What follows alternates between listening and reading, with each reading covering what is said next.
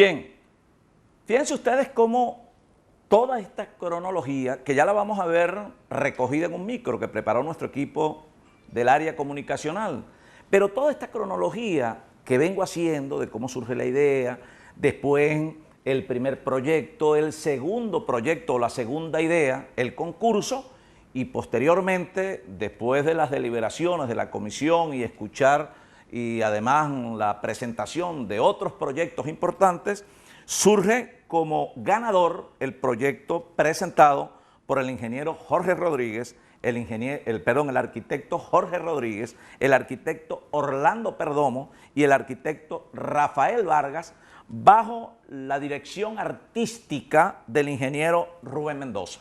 Estos son los 4 larenses, artista, ingeniero Rubén Mendoza y los 3 arquitectos Jorge Rodríguez, Orlando Perdomo y Rafael Vargas. Son ellos precisamente los que idearon este valeroso y espectacular proyecto que hoy, sin duda alguna, engalana a nuestra ciudad, pero también a nuestro estado y al país. Yo quiero que revisemos, después que se presenta el proyecto, se aprueba el proyecto, etcétera. Recuerden ustedes aquel conflicto que hubo político en Venezuela, la guarimba y el Consejo Federal de Gobierno, y nosotros los gobernadores, y allí en medio de la cuestión del Consejo Federal de Gobierno le dije al presidente de la República: presidente, en medio de esta situación de alta conflictividad, de contradicción y de confrontación política, aquí está una idea. Construyamos un monumento a la paz en tiempos modernos, un monumento que nos convoque a la unión, que de alguna manera le haga recuperar la esperanza al pueblo venezolano, un monumento que represente la reconciliación de todos los hermanos que somos hijos de Dios. Y asimismo, una vez presentado el proyecto, fue prácticamente aprobado. Le gustó la idea al presidente y vinimos aquí, Monseñor, el presidente, el alcalde José Barrera, nosotros, y allí comenzó la ejecución de esta obra importante. Yo quiero rápidamente que veamos una reseña cronológica de lo que fue en su primer momento y lo que es hoy el monumento mariano más grande del mundo, que está sembrado en esta tierra de Dios, Barquisimeto, el estado Lara. Vamos a ver.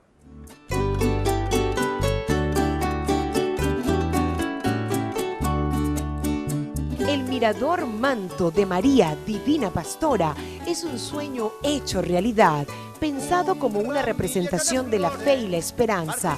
Su estilo cinético rinde tributo al pueblo que acompaña a la excelsa Madre en procesión desde hace 160 años, en una demostración que crece cada vez más. La Gobernación Progresista de Lara propuso el proyecto del Mirador como un homenaje a la Divina Pastora en contribución a la paz de Venezuela, fusionando elementos de arquitectura, cultura, paisajismo y religión. El producto final es un monumento que resalta el valor de la fe, conceptualizado y ejecutado por jóvenes larenses y pensado para convertir a la capital crepuscular en referencia mundial del turismo religioso. Se convierte en más. Guitarra larense, yo quiero cantar, enséñame un poco. El gobernador progresista de Lara, Henry Falcón, presentaba públicamente y en compañía del arzobispo de Barquisimeto, Antonio José López Castillo, el proyecto integral del monumento mariano más grande del mundo. Ese mismo año comenzaba la adecuación del terreno en el sector El Vidrio, al este de Barquisimeto, en un costado de la circunvalación norte y junto al complejo turístico y agropecuario Juan Canelón.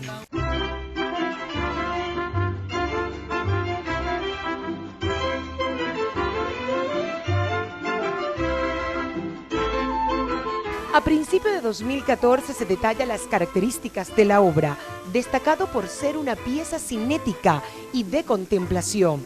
Esto la diferencia de otros monumentos colosales, como la Virgen de la Paz de Trujillo, ya que la imagen de la Divina Pastora no se recorre por dentro, sino por el pórtico que la bordea.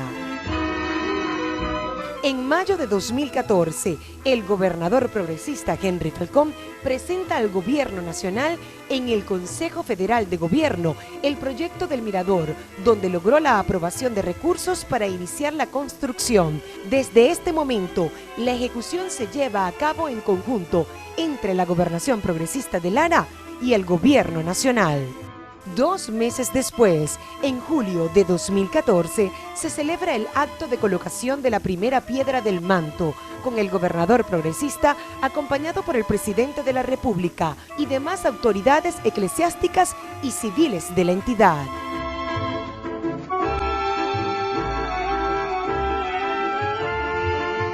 Con la llegada del 2015 y el levantamiento de las columnas que componen el pórtico del Mirador, se anuncia la ejecución del Plan Integral Zona de Influencia Manto de María, orientado a la adecuación de espacios en el entorno del monumento y a la sensibilización de los habitantes de las comunidades de Veragacha, Huacabra y El Vidrio.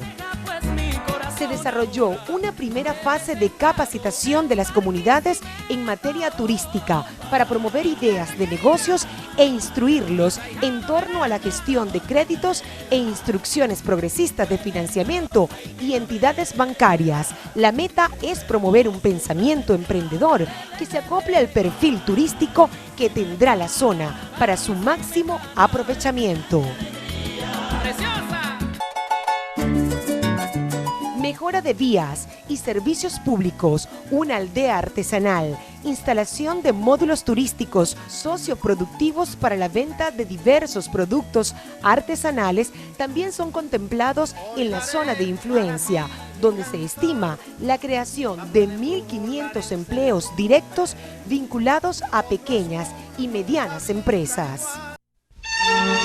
En marzo de 2015, el gobernador Henry Falcón viaja a el Vaticano, se reúne con el Papa Francisco para invitarlo a la inauguración de la gran obra. En ese encuentro, le obsequia la pintura de lo que sería el monumento, autoría del maestro larense Armando Villalón. Guitarra larense, para el segundo semestre de 2015 se culminan las columnas, se instala el puente y se comienza a fijar los tubos de aluminio que dan forma a la imagen de la Divina Pastora. En noviembre, el gobernador progresista anuncia que el proyecto está en fase final de la metafísica.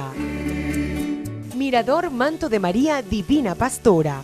3.772 tubos de aluminio color cobre componen la imagen de la Virgen, cuya altura es de 47.14 metros, sostenida por 2.500 metros cúbicos de concreto armado que se usaron en el pórtico.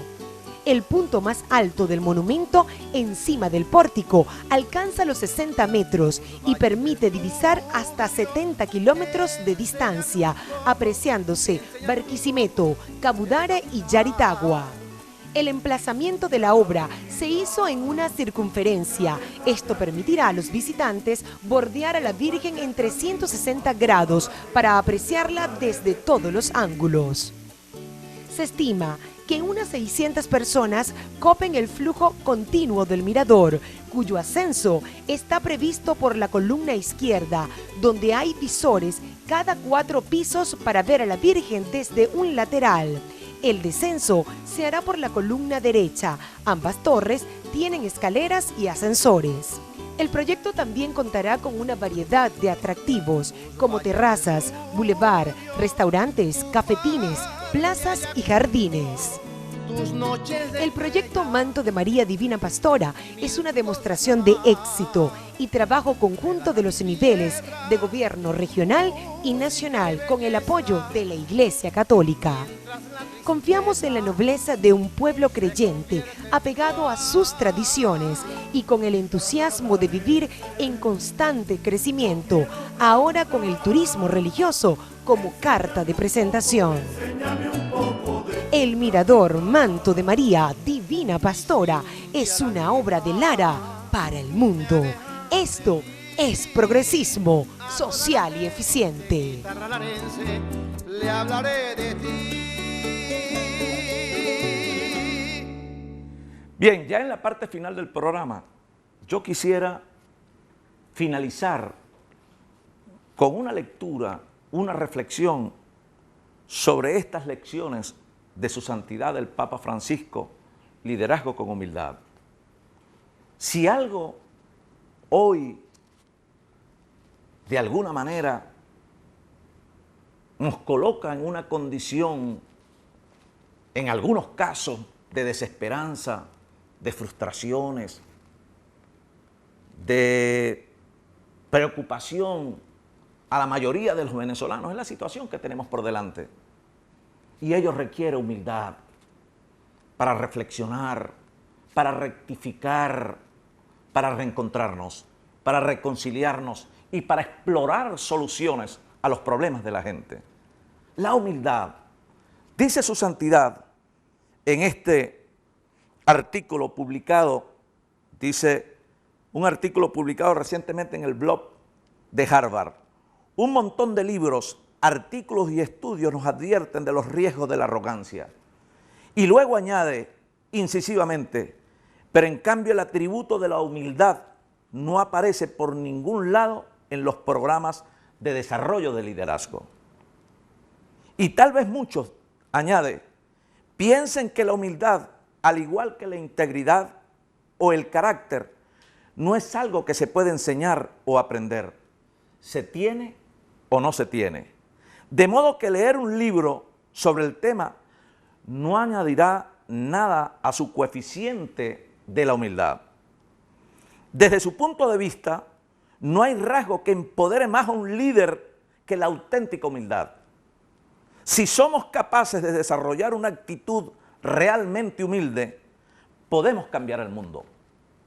Pero la humildad debe expresarse en el comportamiento, en las acciones, en la solidaridad, en el reconocimiento, en la tolerancia y, repito, en la capacidad para reflexionar, para rectificar y para dejar de lado no solo la arrogancia, la prepotencia, esos elementos que tanto han perturbado la sana paz del pueblo venezolano. Más adelante, reflexiona su santidad. La primera reforma debe ser la de las actitudes. Y dice en su desarrollo, de acuerdo con sus palabras, los ministros del Evangelio deben ser personas capaces de caldear el corazón de las personas, de caminar con ellas en la noche, de saber dialogar e incluso descender a su noche y su oscuridad sin perderse.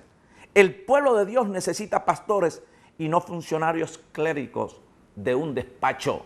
Lo mismo nosotros, los actores de la política, frente a las circunstancias y adversidades que hoy afectan a la mayoría de nuestra población, especialmente los pobres, debemos abandonar las cuatro paredes y con humildad aprender a caminar con ellos, apostar a la solución de sus problemas, dejar de lado nuestras peleas subalternas en lo político, trascender a las visiones políticas y a la diferencia e ir a la búsqueda de la solución de los problemas que afectan a las grandes mayorías, especialmente a los pobres. Por eso, más adelante dice, los obispos especialmente han de ser hombres capaces de apoyar con paciencia los pasos de Dios en su pueblo, de modo que nadie quede atrás, así como de acompañar al rebaño con su olfato para encontrar veredas nuevas. Más adelante reflexiona su santidad. Uno de sus temas fundamentales, dice su santidad, es el diálogo. Saber dialogar e incluso descender a su noche. Dialogar entraña una acogida cordial y no una condena previa. Para dialogar hay que saber bajar las defensas, abrir las puertas de la casa y ofrecer calidez humana.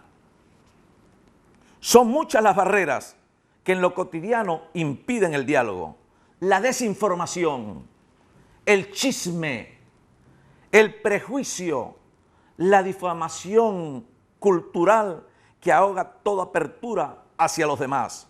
Y así se traba el diálogo, el encuentro, la paz y la felicidad. Esto ocurre diariamente. A nosotros nos ocurre cada vez que alguien expresa racionalmente, sobre la base del sentido común, de la lógica, interpretando el sentimiento de la mayoría, que apela al diálogo, al encuentro, a la búsqueda de soluciones concretas a los problemas de la gente.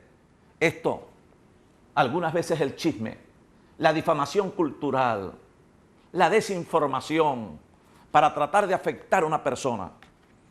En esta visita 160 de nuestra Madre, la Divina Pastora, yo pido a ella y a Dios sabiduría para nuestro pueblo de Lara y de Venezuela, para que podamos caminar unidos, agarrados de la mano, como hijos de Bolívar, como hijos de Dios, en la búsqueda de soluciones que le permitan un futuro mejor a nuestros hijos, a nuestros nietos, a las generaciones que están por venir.